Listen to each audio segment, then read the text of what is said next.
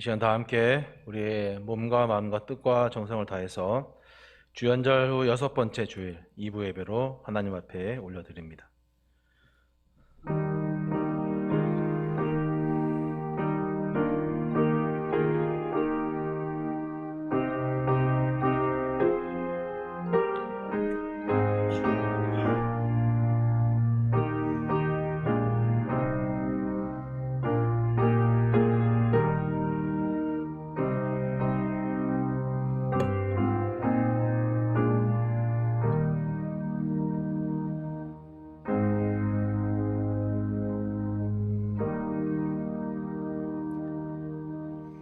엿새 후에 예수께서 베드로와 야고보와 그 형제 요한을 데리시고 따로 높은 산에 올라가셨더니 그들 앞에서 변형되사 그 얼굴이 해같이 빛나며 옷이 빛과 같이 휘어졌더라.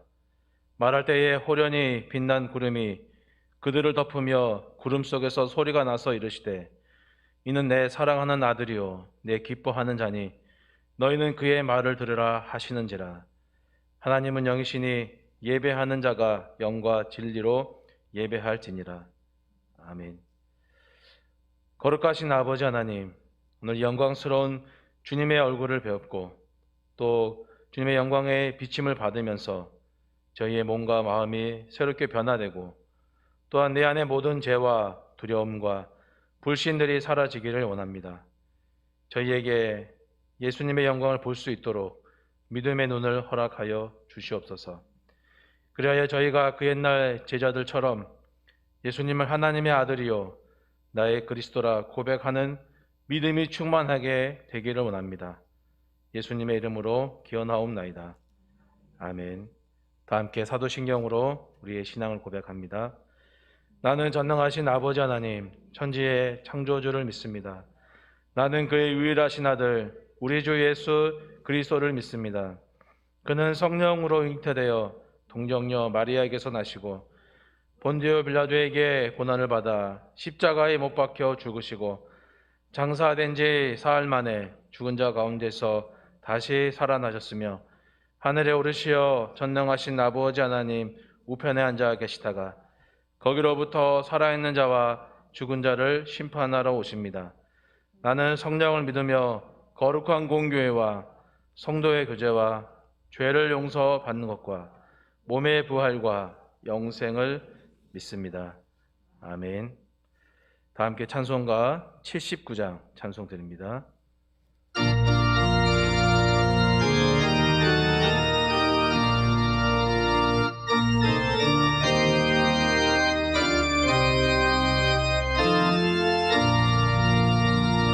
주 하나님 지으신 모든 세계 내 마음속에 그리워볼 때 하늘의 별 울려 퍼지는 데서 주님의 권능 우주에 찾네.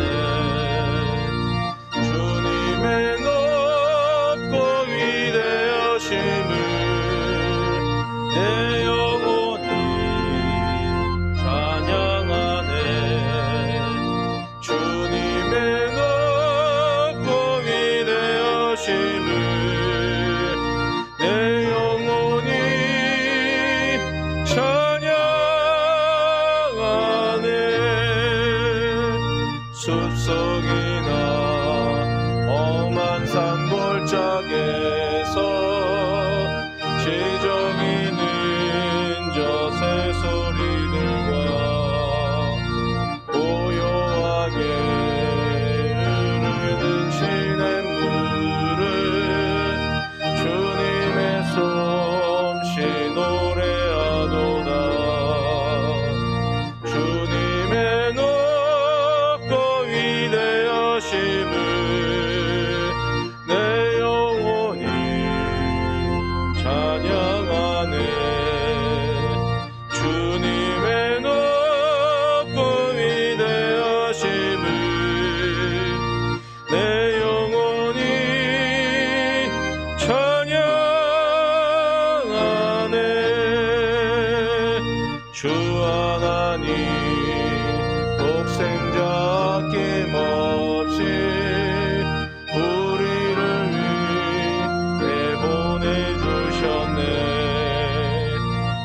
십자가에 피 흘려 죽으신 주 내 모든 죄를 대속하셨네.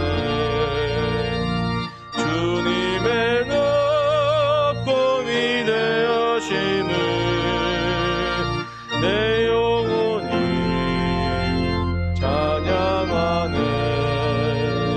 주님의 높고 위대하심을 내 영혼이 찬양하네. 내 주 예수 세상에 다시 올 때 저 천국으로 날 인도하리. 나 겸손히 엎드려 경배하며 영원히 주를 찬양하리라. 주님의 높고 위대하심을 내 영혼이 찬양하네. 주님의 높고 위대하심을 내 영혼이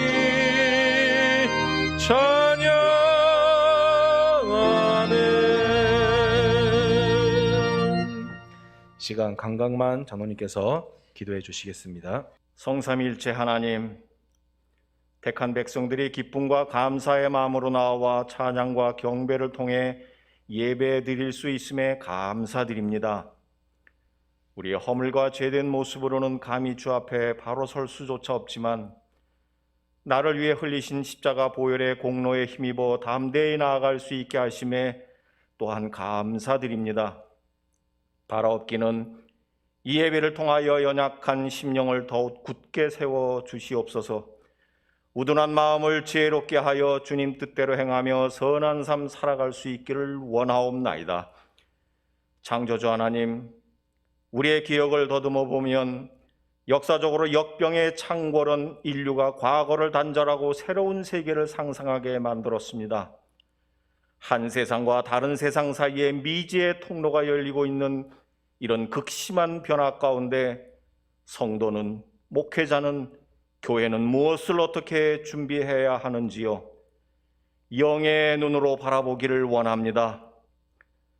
타작마장에서 손에 키를 들고 키질하고 계시는 주님, 쭉정이는 바람 때문에 밀려나가 꺼지지 않는 불에 태워져 버리지만 대한교회 자녀들은 어떠한 고난이나 시험이 와도 주의 품 안으로 더 가까이 다가가는 알곡 같은 성도들이 다 될 수 있기를 원하옵나이다.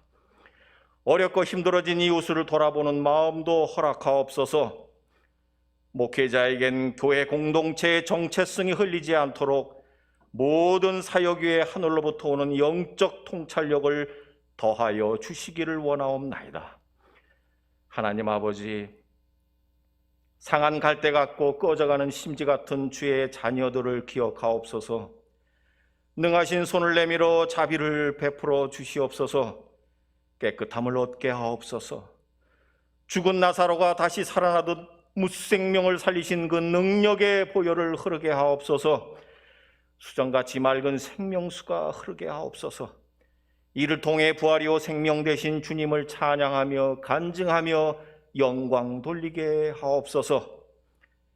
비택받은 31명의 직분자들을 기억하여 주시옵소서. 항존 직분자가 되기 위한 교육 중에 있사오니 잘 받게 하옵시며 받은 은사에 합당한 봉사를 통해 하나님의 영광을 나타나게 하옵소서. 원하옵기는 성도들의 가정마다 복의 복을 더하여 지경을 넓혀 주시옵소서. 환난을 벗어나 근심이 없게 하옵소서. 재물의 복도 허락하시어 주님의 나라와 몸된 교회와 선교 사역의 주머니 같은 역할도 넉넉히 감당케 하옵소서. 저 북녘 땅에 남겨진 주의 백성들을 기억하옵소서. 복음의 싹들이 다시금 살아나 한반도의 진정한 평화가 회복되는 날이 하루속히 오기를 원하옵나이다. 선교지와 선교사, 그 가족들의 선한 사역 위에도 때를 따라 돕는 하나님의 은혜가 함께 하시기를 원하옵나이다. 대한교회 미래 세대들, 교회 학교와 군대가 있는 청년들, 취업을 준비 중인 청년들을 기억하옵소서. 저들의 삶을 오직 하나님의 손에 맡겨드리오니 선하고 복된 길로 친히 인도하여 주시옵소서. 크고 비밀한 하나님의 말씀을 전하실 김성한 목사님을 위해 간구하오니 성령으로 충만하게 하옵소서. 맡겨진 양떼의 형편을 부지런히 살피며 그들에게 항상 마음을 두며 목양하오게 하옵소서. 모든 사역 위에 부족함 없도록 지혜와 명철도 더하여 주시기를 간절히 원하옵나이다. 믿고 감사하오며 예수님의 이름으로 기도합니다. 아멘.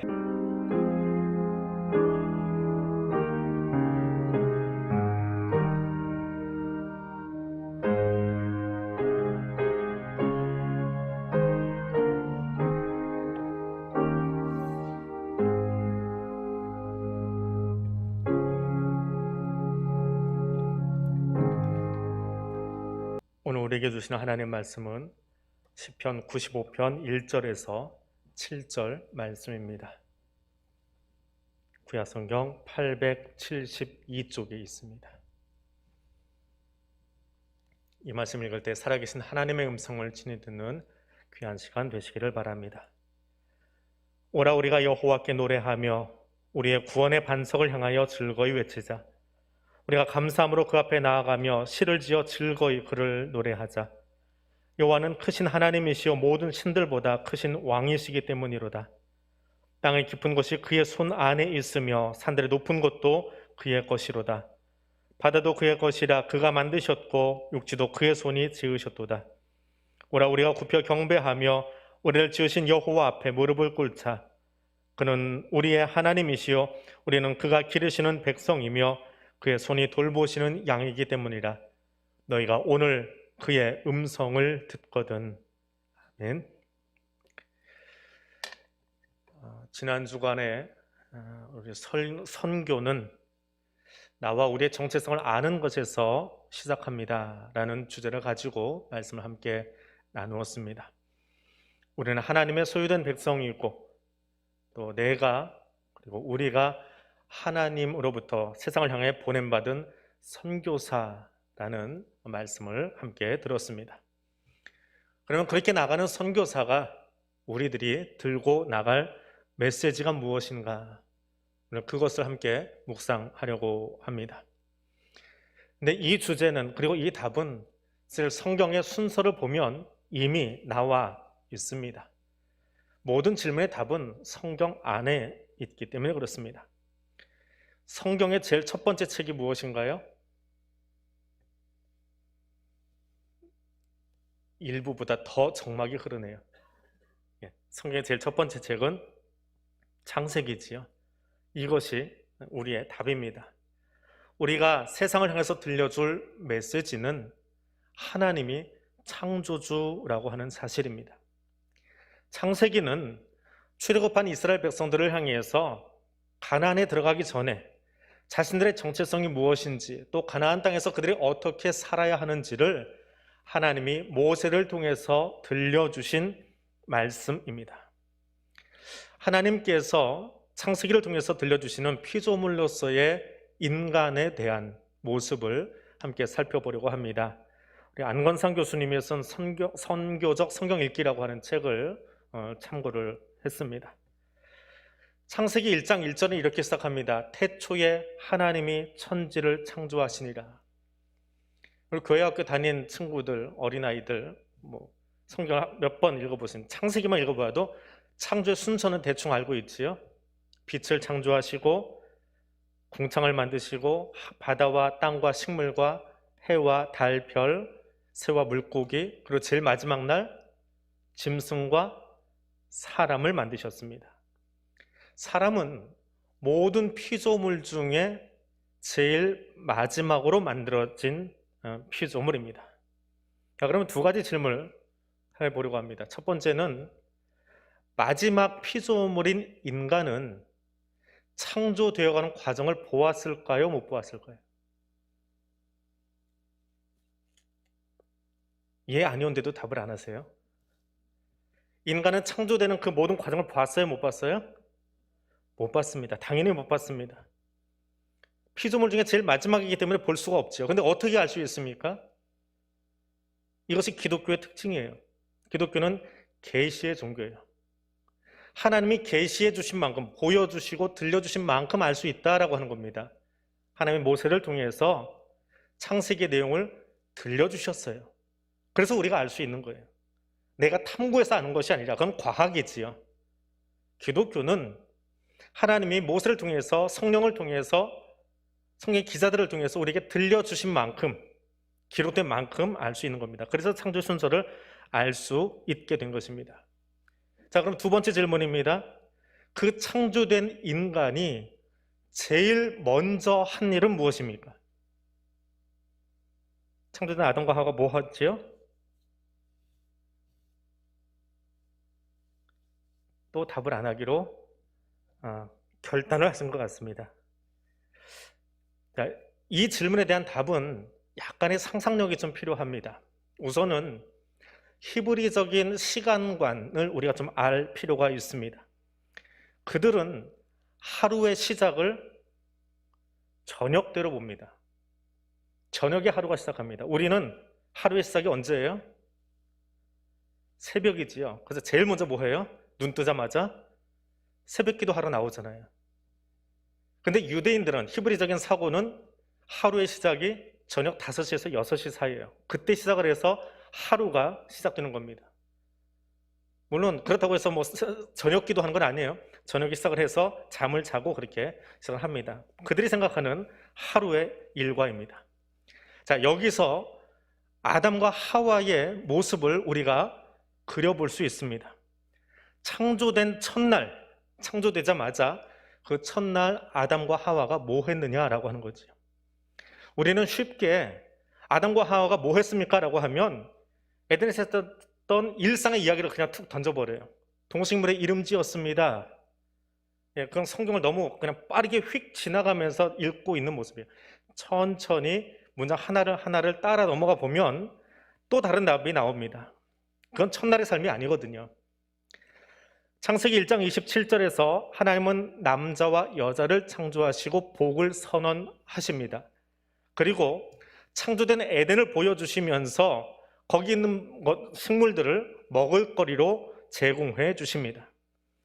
그리고 31일 날 복을 선언하시고 이게 너의 먹거리다 라고 알려주신 다음에 창세기 1장 31절에서 저녁이 되고 아침이 되었다. 자, 히브리적인 사고방식은 뭐라고요? 복을 선언해 주시고 이게 먹거리야 했더니 이제 하루가 시작되었다라고 하는 말입니다. 창조된 인간에게 첫 하루가 시작되어진 것입니다. 자, 그 첫 하루, 저녁이 되면 아침이 된 첫 하루, 그들이 맞이한 첫 번째 날은 뭐 하는 날입니까? 아담이 창조된 날, 그리고 그 이튿날은 뭐 하는 날이에요? 하나님께서 안식하신 날이에요. 그렇죠? 그러면 아담과 하와가 창조되자마자 제일 먼저 한 일은 뭘까요? 하나님과 더불어 안식하는 거예요. 인류는 하나님의 쉼과 함께 안식으로 시작을 하였습니다. 그리고 이 창세기 1장의 안식은 예수 그리스도의 선언을 통해서 보다 분명하게 우리에게 들려집니다. 수고하고 무거운 짐진 자들아 다 내게로 오라. 내가 너희로 쉬게 하리라. 하나님은 죄로 말미암아서 일과 노동의 진정한 의미를 알지 못한 채 살아가는 사람들을 향해서 어디로 오라고요? 내게로 와서 쉬어라. 내게로 와서 쉬어라. 하나님은 인류가 만들어 놓은 복지 시스템 안에서 혹은 근린공원에서 혹은 놀이동산에서 에덴 동산에서 쉬라고 한 것이 아니라 누구에게로요? 예수 안에서 쉬어라 말씀하십니다. 내게로 와서 쉬어라. 그리고 그 성경은 창세기에서 그렇게 쉼으로 시작했던 인류가 예수 그리스도를 통해서 쉼으로 초청을 받고 성경의 마지막 요한계시록에서는 이렇게 우리를 초대하고 있습니다. 하나님이 그들과 함께 계시리니 하나님은 친히 그들과 함께 계셔서 모든 눈물을 닦아주시니 다시는 사망이 없고 애통이 없는 새하늘과 새 땅의 진정한 안식을 향해서 우리를 초청하고 계십니다.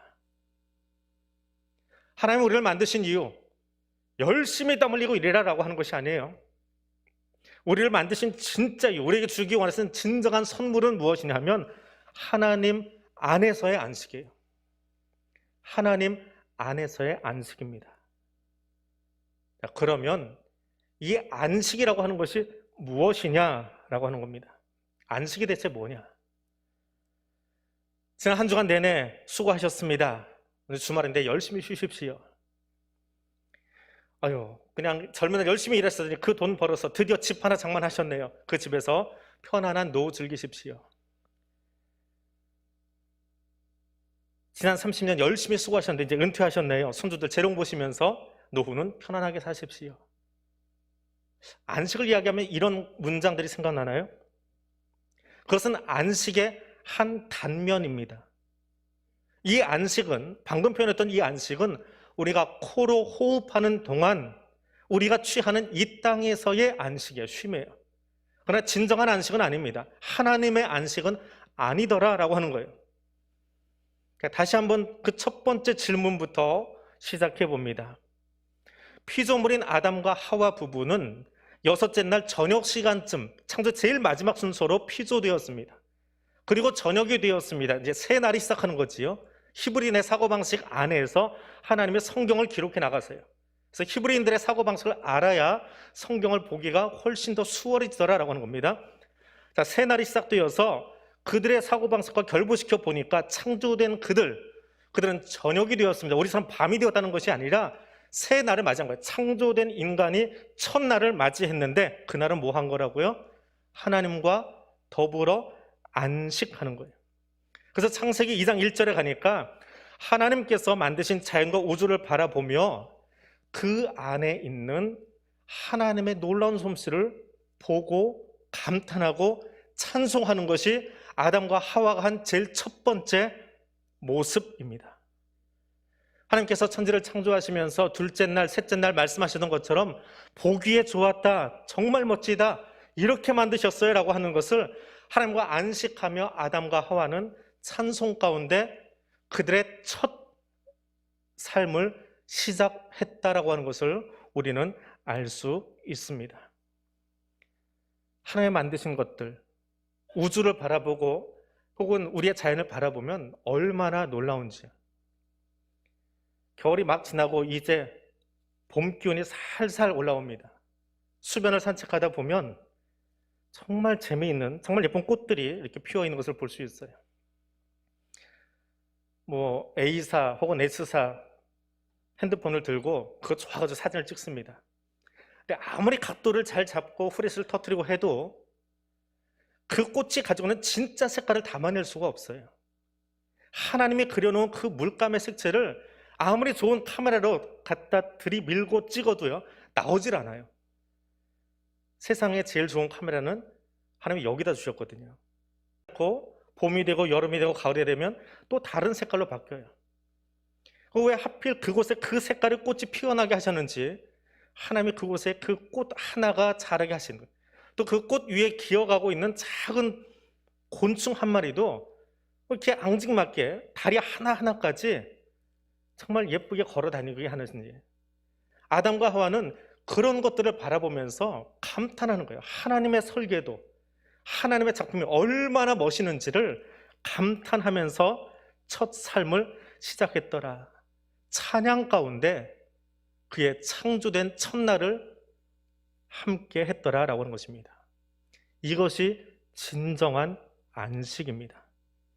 하나님께서 창조된 아침 인간에게 허락하시는 것은 땅을 기경하고 열심히 일하는 것이 아니라 안식 가운데 하나님을 찬양하도록 만드셨습니다. 열심히 일하다가 지친 인간에게 쉼을 주시는 것이 아닙니다. 하나님이 완성하신 창조 세계를 바라보면서 찬양 가운데로 그들을 부르신 거예요. 그것이 안식으로의 초대입니다. 그리고 아담과 하와는, 그리고 우리는 그 하나님의 놀라운 솜씨를 바라보면서 창조된 세계가 하나님의 질서 안에서 얼마나 아름답게 운행하고 있는지, 얼마나 조화롭게 서로 어우러져서 살아가고 있는지를 바라보고 또 그 피조세계가 그 질서 안에서 바르게 세워져 가도록 관리하는 관리자로 부름을 받았습니다. 무언가 열심히 해야만 인정받는 세상, 실적이 우선되고 성과 지상주의에 허덕이는 사람들, 그것은 에덴 밖에 살면서 죄로 말미암아서 엉겅퀴를 제거해야 되고 가시덤불을 제거해야 되는 죄의 결과로 벌을 부여받은 우리들의 안타까운 모습입니다. 그렇게 일중독으로 내몰린 사람들에게 창조적인 삶이, 하나님의 창조자 하나님을 만난 그 사람의 삶이 얼마나 아름다운지, 이 세계를 대하는 삶이 또 어떤 마음가짐으로 대하게 되는지를 새롭게 가르쳐 줘야 하는 것이 우리의 역할이더라라고 하는 것입니다. 그리고 그것을 가르쳐 주는 것이 창세기입니다. 우리는 하나님 만드신 창조 세계를 바라보며 찬송하도록, 그분께 영광 올려드리도록 지음받은 존재입니다. 그리고 하나님의 세상 만드신 그 세상을 바라보면서 더불어 부활의 아침에 소망으로 한 주간을 시작하는 것이 그리스도인의 삶입니다. 우리가 예배드리는 이 날, 곧 주의 날, 주일이라고 부르는 이 날은 하나님이 우리를 창조하신 그 구원의 감격과 우리를 부활의 소망을 가지고 살 수 있도록 하는 부활의 아침을 기뻐하며 예배 드리는 날입니다. 사도들은 그 전통을 가지고 주의 날, 주일을 정의하고 예배 한 주간을 창조의 첫날에 하나님을 찬양하며 부활의 숨을 기뻐하며 예배 드리도록 다시 설정해 놓은 것입니다. 선교는 그렇게 출발합니다. 하나님 창조의 위대함을, 그 감격을 찬양하고 가슴에 담고 다시 우리의 삶의 자리로 나아가는 거예요. 한 주간 땀 흘리며 수고하다가 애써서 지친 몸으로 파김치돼서 와가지고 하나님 지난 주간 애썼는데요, 나 좀 힘 좀 다시 주세요, 그러려고 오는 날이 주일이 아니라는 거예요. 창조를 먼저 바라보고 부활의 감격을 먼저 가슴에 담고 그 벅찬 느낌 때문에, 그 새 힘 때문에 나아가서 세상을 바꾸어 가는 거예요. 그것이 그리스도인의 삶입니다. 하나님 안에서 쉼의 의미를 바르게 알고 창조의 기쁨을, 구원의 감사를 우리의 삶에 채워가는 것이 예배입니다. 그래서 그 예배를 드린 사람은 노동의 진정한 의미를 알고 감사함으로 직업의 소명자를 살 수 있는 거예요. 지쳐서 들어와가지고 토요일날 되면 늘어져서 TV 앞에 리모컨 들고 누워버리는 것이 아니라 주일의 예배 가운데 창조주를 만나고 나를 부활의 소망으로 이끄시는 하나님을 만나고 그 힘을 채워서 그 힘으로 우리 소명의 자리, 직업의 자리, 공부하는 자리로 나아가서 그곳을 창조 질서로 바꾸어가는 것, 그것이 선교사들, 저와 여러분이 세상에 전할 메시지입니다. 예배자로 이 자리에 모인 여러분을 창조할 뿐만 아니라 창세 전부터 이미 여러분을 선택하고 여기 불러 모으신 하나님을 기억하시기 바랍니다.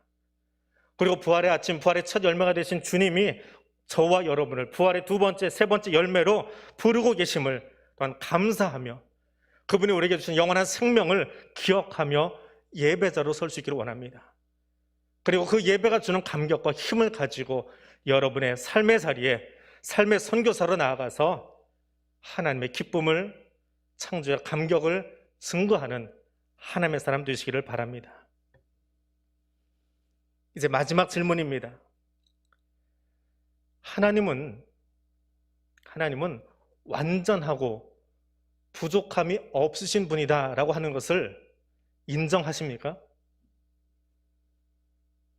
하나님 완전하신 분 맞지요? 그건 아멘이 아니고요, 예, 아니오예요. 예, 아멘은 따로 있어요. 예, 뭐 질문하다 보면 그냥 무조건 그냥 아멘 하시는데, 하나님은 완전하고 부족함이 없으신 분 맞지요? 예. 그러면 그 완전하고 부족함이 없으신 분이 왜 창조하셨어요? 뭐가 부족해서 세상을 만드셨습니까? 무슨 말이냐 하면 우리는 이동하는 것이 불편해요. 그렇잖아요? 한강만 건너가려고 해도 배가 필요하고요, 현대 문명 사회 속에서는 차를 타고 지나가야 되니까 다리가 필요해요. 조금 더 빨리 또 지구를 오염시키지 않기 위해서 전기차를 만들어내고요. 그것이 우리의 모습이에요. 의사소통을 하는데 조선시대에는 부산의 외국어 쳐들어온 봉화가 올라오기 시작합니다. 서울의 그 봉화의 마지막 소식이 도달할 때쯤이면 부산성은 이미 함락이 됐어요. 좀 더 빨리, 좀 더 많은 데이터를 전송시키기 위해서 전화기가 만들어지고 휴대폰이 만들어지고 그 휴대폰의 속도를 더 빠르게 하면서 우리의 불편함, 우리가 가지고 있는 그 부족한 부분들을 채워가려고 뭔가를 만들어내기 시작해요. 도구로서 만드는 거죠. 그러면 부족함이 없이 완벽하신 그분이 뭐가 양에 안 차서 이 우주를 만드시고 그 안에 흙으로 우리를 만드셔내는 거예요. 또 이도 저도 능력이 부족한 우리들을 왜 만드셨냐라고 하는 거예요. 자, 그 답을 창조의 현장에서, 창세기에서 찾아볼 수 있습니다. 하나님은 이 모든 것을 만드실 때에 삼위 하나님이, 성부, 성자, 성령 하나님이 함께 만드셨음을 성경은 적고 있습니다. 흙으로 사람을 빚을 때 어떻게 빚으셨어요? 우리의 형상을 따라 우리의 모양대로 사람을 만들자. 우리가 만들자라고 했어요. 내가 만든 것이 아니고요. 근데 그렇게 사람을 만드셨는데 완벽한 인간을 만드셨습니까? 사람이 하나님의 흉내를 내면서 로봇을 만듭니다. 인조인간을 만들어요. 자, 인조인간은 남성인가요? 여성인가요? 엉뚱한 질문인데 남자예요? 여자예요? 근데 사람의 고정관념은 아주 이상한 행동을 하나 합니다.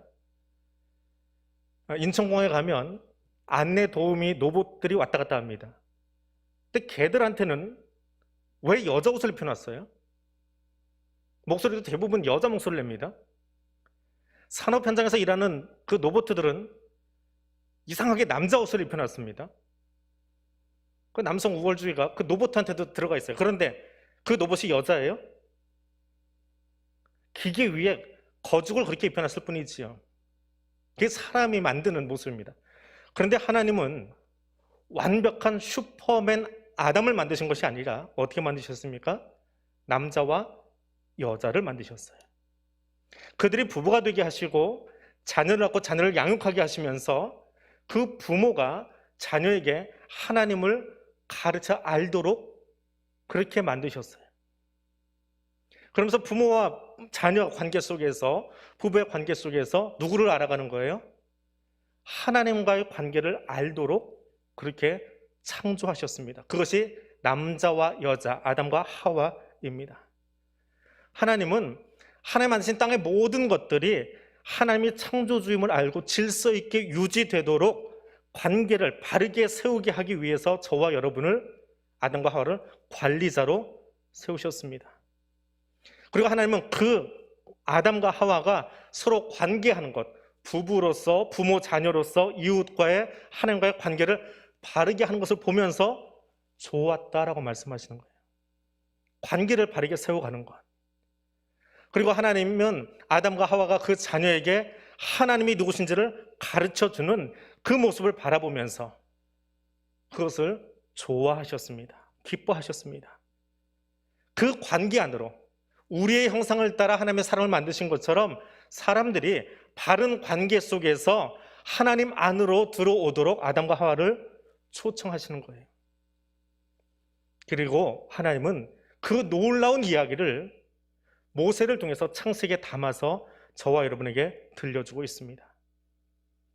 그리고 그 이야기를 들은 창세기, 출애굽기, 레위기, 민수기, 신명기 이야기를 들은 이스라엘 백성들은 이 모세오경 이야기를 가슴에 담고 하나님이 모세를 통해서 주신 이야기를 가슴에 담고 어디로 갑니까? 지금 어디로 가고 있어요? 출애굽한 백성들이 어디를 향해서 가고 있어요? 가나안을 향해서 가고 있지요. 그러면 이스라엘 백성들에게 가나안은 어떤 땅이에요? 점령하고 취할 땅이 아니라 하나님을 알지 못하는 그 땅에 우리는 하나님과 어떤 관계를 가지고 살아야 되는 사람인지를 가르쳐주고 전해야 될 책임을 가지고 가나안 땅에 들어가고 있는 사람들이에요. 그럼 가나안은 이스라엘 백성들에게 정복지입니까? 선교지입니까? 선교지예요. 선교의 책임을 가지고 들어가 있는 거예요. 물론 하나님을 알지 못하는 사람들을 밀어내고 그들을 점령하도록 하나님 명령하셨지만 더불어 그 땅에 하나님을 증거하도록 이스라엘만의 하나님이 아니라 열방의 하나님, 만군의 하나님을 증거하도록 하나님이 이스라엘을 선택하신 거예요. 그러면서 그 가나안에 들어가서 전할 소식이 무엇이냐 하면 하나님과의 온전한 관계만이 진정한 쉼이고 최고의 행복이고 우리는 그것을 찬양하도록 지음받은 존재입니다라고 하는 것을 저 가나안의 사람들에게, 저 세상 사람들에게 증거하도록 이스라엘을 부르셨고 저와 여러분을 부르셨더라라고 하는 겁니다. 그것이 우리의 사명이에요. 그런데 교회와 세상을 이분법으로 나눠버리면 우리는 어떤 사람이 됩니까? 더럽고 추한 세상에 살다가 일주일에 한 번 혹은 하루에 한 번 예배당에 와서 거룩함을 액세서리처럼 걸고 살다가 집으로 돌아가는 사람이 되어버려요. 예배당이 우리 액세서리밖에 되지 않습니다. 기억하십시오. 우리의 신앙은 예배당을 위한 신앙이 아닙니다. 우리의 믿음은 일주일 내내 나를 위해 살다가 주말에 간신히 여기 나와가지고 하나님 일주일 잘 지냈습니다. 안녕하세요. 집에 갈게요. 감사 인사하려고 여기 예배당에 나오는 것이 아니더라라고 하는 거예요. 우리의 믿음은 오늘 시편 기자의 찬송처럼 이 모든 것을 만들고 운행하시는 하나님을 찬양하고 그 앞에 엎드려 경배하도록 지음받은 것을 세상에 알게 하기 위해서 그 힘을 얻으려고 예배로 시작하는 한 주간의 첫날이더라라고 하는 겁니다. 우리의 믿음은 그분이 우리의 하나님이시고 우리는 그의 백성임을 세상에 알리기 위해서 그 힘을 얻는 또 그 하나님을 찬양하는 곳이더라라고 하는 것입니다. 히브리서 기자는 오늘 이 시편 95편이 다윗의 글이라고 적고 있습니다. 시편에는 표제가 안 써 있어요. 그런데 유대인 성경 기자라고 알려져 있는 히브리서 기자는 이 95편이 다윗의 글이라고 하면서 인용을 하고 있습니다. 다윗은 이 시편 95편을 군중을 향해서 읽어주고 있어요. 하나님이 어떤 분이시냐? 오늘 우리가 읽었던 이 대목이요. 창조주이시다. 그 창조주를 군중에게, 회중에게 알리면서 예배 가운데로 초청하고 있는 거예요. 그것이 1절에서 7절까지의 말씀입니다. 그리고 8절 이후에 다윗은 광야에서 하나님이 하신 일을 보고도 마음이 완악해서 영원한 안식에 들어가지 못했던 그들처럼 살지 말아라. 그것을 묵직한 어조로 8절 이하의 말씀에 적고 있습니다. 오늘 95편은 바로 그 내용을 담고 있는 거예요. 그리고 오늘 우리도 마찬가지로 예배 중에 하나님의 창조주 되심과 부활의 첫 열매 되심을 가슴에 담고 묵직하게 세상으로 나아가서 그들을 세상에서 하나님께로 다리 놓고 있는 선교사임을 기억하며 살 수 있기를 원합니다. 말씀을 맺습니다. 다윗이 이 시편을 통해서 모든 군중들을 창조주 하나님께로 예배로 초청하듯이 우리는 세상을 향해서 하나님이 누구신지를 바르게 알지 못하는 저 사람들을 향해서 그들이 하나님께로 돌아오도록 다리 놓는 선교사임을 기억하고 초청할 수 있기를 원합니다. 우리의 관심이 교회에 머물러서 세상과 교회를 분리하는 것이 아니라 세상을 향해서 영원한 안식을 주시는 하나님께로 다리 놓는 선교사가 될 수 있기를 원합니다. 진정한 쉼이 무엇인지 알지 못한 채 그저 오늘의 가시덤불 치우고 엉겅퀴 치우느라고 땀 흘리고 살아가는 저 땅의 사람들에게 하나님 안에서만이 진정한 영원한 안식을 얻을 수 있음을 알려주고 증거할 수 있는 그런 다리 놓는 생활 속의 선교사가 되기를 주님의 이름으로 부탁드립니다. 기도하겠습니다. 창조주 하나님, 우리를 하나님의 영원한 안식으로 초청하시려고 하나님의 형상으로 빚으신 하나님, 하나님의 초청의 음성을 알지 못하여 광야에서 죽어간 사람들 같지 않도록 다윗을 통하여 초청하시는 찬송의 소리를 듣습니다.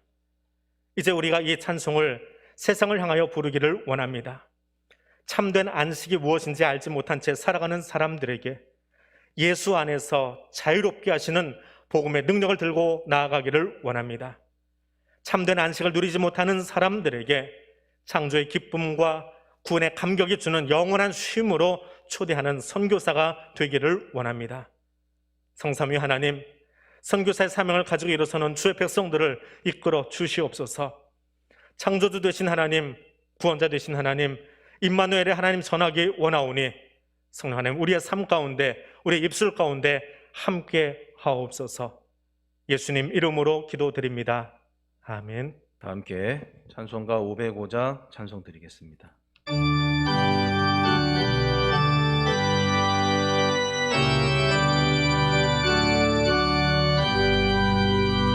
온 세상 위하여 나 복음 전하리 만 백성 모두 나와서 주 말씀 들으라 죄중에 빠져서 헤매는 자들아 주님의 음성 듣고서 너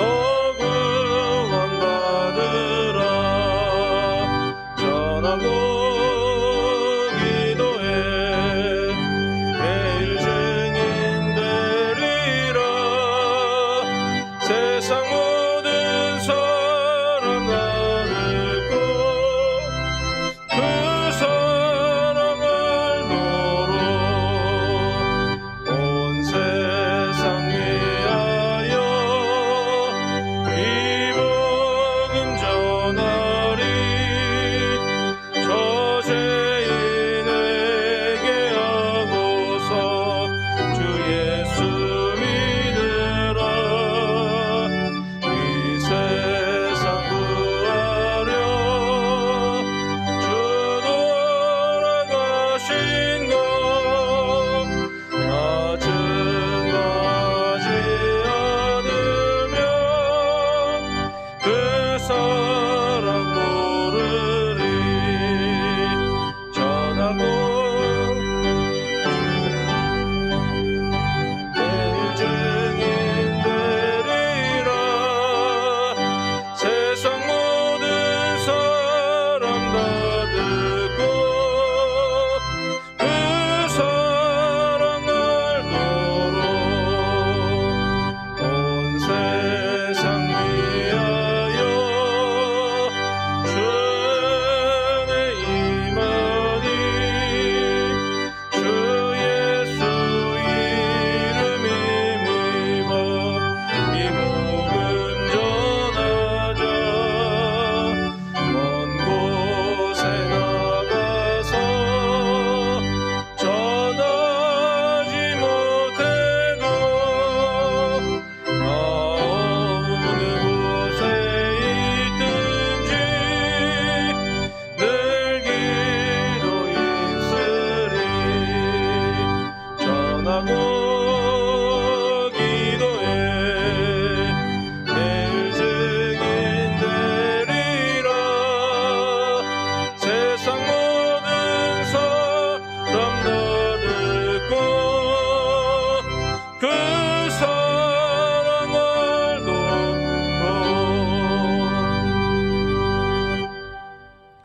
51장 찬송 드리면서 이 시간 봉헌 드립니다.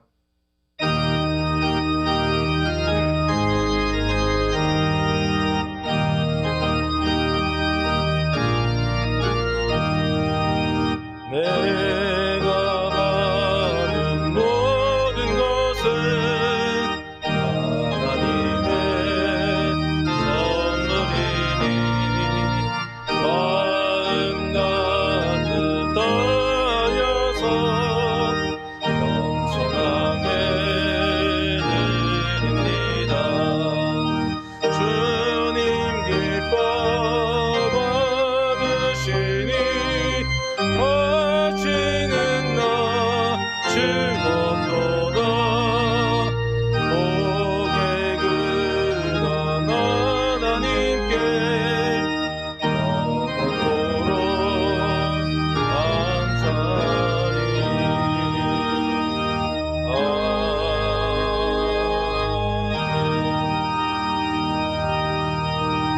사랑과 은혜의 하나님, 참으로 감사합니다. 세상 가운데 우리를 구별하여 부르시고 세상을 향하여 창조주 하나님, 부활의 하나님, 임마누엘의 하나님을 증거할 수 있도록 다리 놓는 선교사로 불러주심을 인하여 감사드립니다. 이 감사의 고백을 담아 예물을 올려드립니다. 그 감사의 고백을 담아 우리의 시간을 구별하고 자리를 구별하여 하나님께 예배자로 머리 숙입니다. 드려진 예물과 구별되어진 삶을 주님 기쁘게 받아주시고 드려진 우리의 삶이 하나님의 나라를 위하여 아름답게 쓰임받도록 주여 인도하여 주옵소서. 지금 이 시간도 병상에서 하나님을 향하여 엎드려 눈물로 기도하고 있는 성도들, 또 자신에게 부여된 의무를 다하기 위해서 군에서 산업의 현장에서 수고하고 애쓰고 있는 교우들, 청년들 기억하여 주시고 거기도 하나님 동일한 은총으로 함께하여 주시옵소서. 주신 말씀을 들고 창조하신 하나님의 세상 속에 관리자로 청지기로 나아가기를 원하는 단초의 백성들 가운데 임마누엘로 동행하여 주시기를 원하며 예수님 이름으로 기도드립니다. 아멘. 교회 소식 함께 나누겠습니다.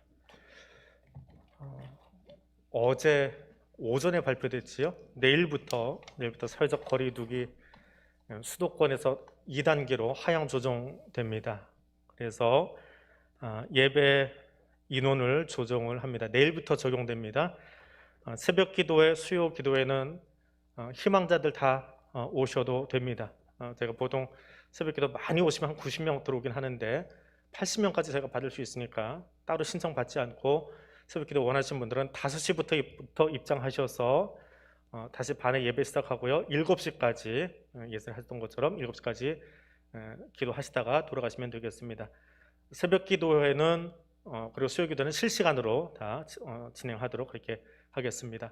피택자들은 새벽 기도회, 수요 기도회 필수로 참석하시고 나머지 성도분들 가운데 같이 예배 참석하기 원하시는 분들은 따로 신청 없이 예배 오시면 되겠습니다. 혹시 인원이 넘치면 3층으로 제가 준비를 해서 자리를 마련하도록 그렇게 하겠습니다. 다음 주 주일 낮 예배 80명으로 지금 현재 인원에서 2배 정도로 인원이 늘어납니다. 여러분 앉아있는 자리, 지금도 마찬가지지만 파란색 스티커가 붙어있는 자리에 앉으시면 2단계 적용하는 자리에 앉으시는 겁니다. 노란색 스티커까지 다 앉으면 1.5단계 적용이 되는 겁니다. 제가 구분해서 스티커를 붙여놓은 거니까 다음 주에는 오셔서 파란색 스티커 앞에 앉으시면 됩니다. 한 칸 건너에 한 줄씩 앉을 수 있도록 아마 그렇게 되어 있을 겁니다. 작년 2월 달부터 붙어있는 스티커거든요. 조금 잊어버렸어요. 요즘은 뭐 자리 구분 없이 옆에 붙으시는 분들이 좀 있는데 파란색 스티커 자리에 앉으시면 다음 주 2단계 적용하는 그 자리가 되어집니다. 그리고 온라인 예배는 11시 실시간 중계하던 거 다음 주부터는 좀 멈추겠습니다. 교회 인터넷이 좀 불안정해서 11시에 자꾸 끊깁니다. 전국 교회가 다 11시에 써서 그런지. 그래서 저 인터넷망이 좀 이렇게 보수가 끝날 때까지는 9시 예배만 실시간으로 중계하도록 그렇게 할 테니까 참고해 주시기 바랍니다. 그리고 제가 다 아는 건 아닌데요. 자꾸 물어보세요. 명절 전에 특히 질문이 많아가지고 가족 모임 어떻게 합니까? 그러고 저한테 물어보세요. 저도 이제 어머니가 옆에 계시니까 아마 물어보시는 분들이 있는 것 같은데 내일부터는 조금 완화됐습니다. 오늘까지는 안 되고요. 내일부터는 직계 가족은 5인 이상이 모일 수 있습니다. 직계 가족. 그러니까 할아버지 할머니가 계시는데 그 밑에 그러니까 저희 어머니가 계시고 그 밑에 아들 형제가 저희 애들 데리고 가는 것은 괜찮습니다. 10명이 돼도 되고 조금 넘어도 상관이 없습니다. 그런데 저희 가족하고 제 동생네 가족이 만나면 그건 안 됩니다. 이상하지요? 그러니까 직계 가족이 부모님을 뵙기 위해서 모여드는 것은 괜찮다는 거예요. 근데 형제끼리 모이는 것은 인정이 안 됩니다. 그 직계 5인 허용입니다. 그렇게 되어 있습니다. 그래서 내일부터는 부모님 뵈러 가기 위해서 형제들이 그 자녀손들이 같이 부모님 댁에 모이는 것은 되지만 형님 집에 동생네가 가가지고 4인 이상 5인이 돼버리는 것은 위반이다. 그런 애매모호하긴 하지만 조금 완화시켜준 조항이 있으니까 명절 전에 자꾸 저한테 물어보세요. 교회 때문에 아무래도 자꾸 살피는 게 있고 방역지침 자꾸 검색하다 보니까 질문하신 것 같아요. 우리 집 모여도 돼요? 저한테 물어보시는데 그래서 미리 좀 검색을 해 보았습니다. 그렇게 참고하시면 좋겠습니다. 돌아오는 수요일부터 사순절이 시작되어집니다. 4월 3일까지 사순절인데 제가 방역 지침이 어떻게 바뀔지 몰라서 사순절 새벽기도는 따로 하지 않고 작년처럼 마지막 한 주간 고난 주간에 저희가 특별 새벽기도를 모이도록 하겠습니다. 이 사순절 기간 동안 우리 입구에 프랜카드 걸어놓은 것처럼 자기 십자가를 다시 한번 돌아보고 또 묵상할 수 있는 그런 시간이 될 수 있기를 원합니다. 피택자 교육 오늘은 쉽니다. 가정에서 가족과 함께 하시기를 바랍니다. 그리고 신천지 인터콥 참여하는 것은 좀 한 달치 계속 주보 광고하고 있는데 금지해 주시고 총회 이도에서 결정된 것이기에 따라 주시고요. 혹시 교회 밖에 있는 성경 공부나 선교단체 모임에 참석하시려면 교자 꼭 상의해 주시고 어떤 단체 어떤 모임인지 확인받고 그 다음에 교자에게 허락을 받고 참여해 주시면 좋겠습니다. 다른 소식들은 주보를 참고해 주시기 바랍니다. 기도하겠습니다.